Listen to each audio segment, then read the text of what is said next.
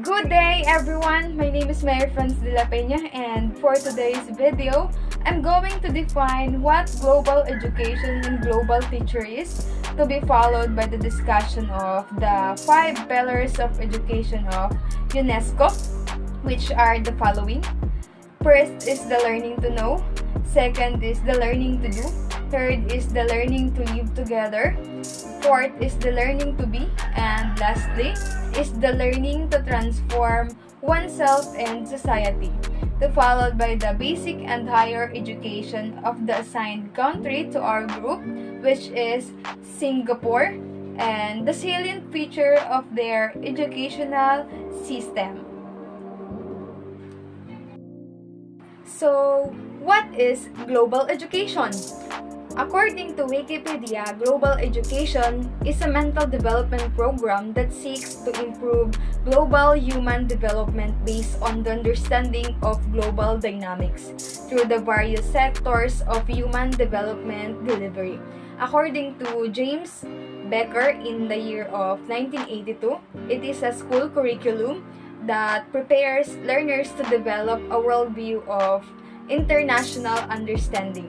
So basically, global education helps develop self-awareness of one's own identity, culture, beliefs, and how those connect with the wider world. So now let's talk about what global teacher is. A global teacher is one who is able to work in multicultural contexts in the extremely globalized world. According to Link Community Development, a global teacher is someone who think and act both locally and globally, can inspire others to act as a global teacher, and has a professional and personal skills to share and to learn.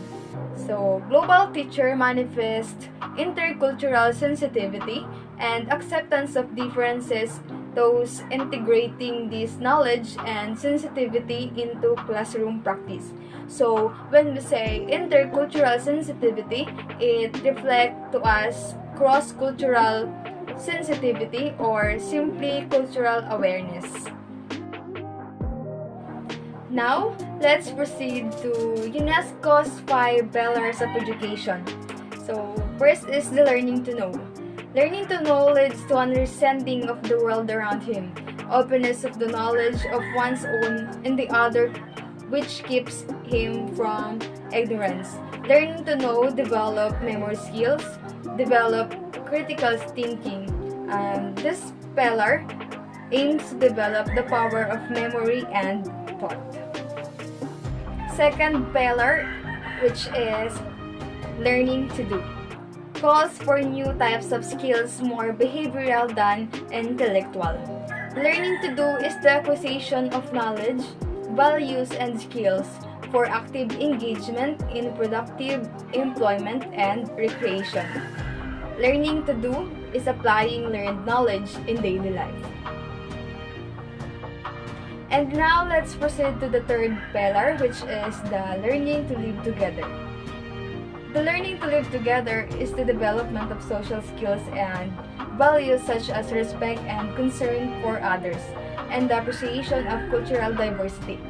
Develop an understanding of other people and their histories, traditions, beliefs, values, and culture. The fourth pillar, which is the learning to be. Learning to be is a personal discovery. It contributes to a person's mind, body, and spirit. When we say learning to be, this talks about the holistic development of our learner. Learning to be develops one's personality, self-identity, self-knowledge, and self-fulfillment. The last pillar, which is the learning to transform oneself and society. From the word transform, it is the acquisition of knowledge, develop skills, and acquire new values as a result of learning. They are equipped with tools and mindset for creating lasting change in organizations, communities, and societies. This pillar develop the ability and will to integrate sustainable lifestyle for ourselves and others.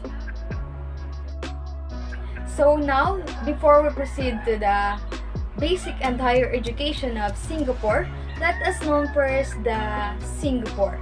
Singapore is the sovereign island country and city-state in maritime Southeast Asia.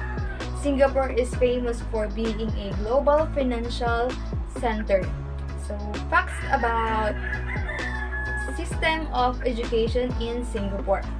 In Singapore, the system includes 6 years of primary school, followed by 4 to 6 years of secondary school, and 1 to 3 years of post-secondary school. The curriculum for primary school is common for all students in years 1 to 4.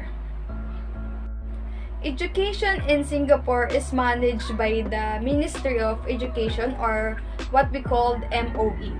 The basic education in Singapore, every child in Singapore has the opportunity to undergo at least 10 years of basic education.